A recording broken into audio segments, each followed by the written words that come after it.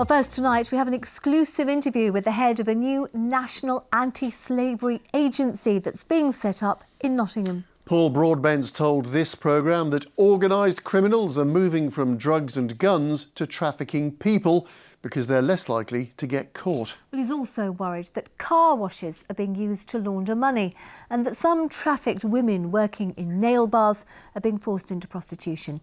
He's been speaking to our social affairs correspondent, Jeremy Ball. If you work in construction, hospitality or a care home, you'll soon be protected by the new Gangmasters and Labour Abuse Authority.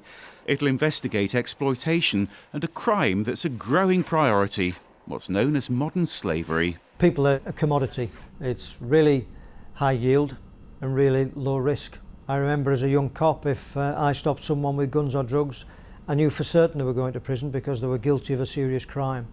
Now, if someone is stopped driving a van with some trafficked people in the back, the chances of being arrested are really quite small because the people hold the key to that story and they just don't want to talk because they're so frightened. Paul Broadbent already has a team in Nottingham that licenses labour agencies in the food and farming industries, but the organisation will soon have tough new policing powers and it'll cover millions of other workers too.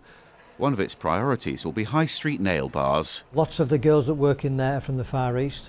These girls are frightened because they're being controlled. Some of the girls painting nails during the day are forced into prostitution in the evening, and the victims twice over. Now what we're going to be doing is firstly rescuing those victims, and secondly relentlessly pursuing the people and the thieves and the vagabonds that sit behind that are making money out of other people's misery.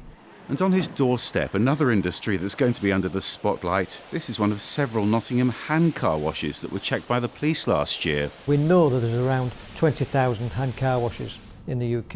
It takes 6 workers, 70 cars a day to get paid the minimum wage. Now, I don't think that's happening in a large number of cases.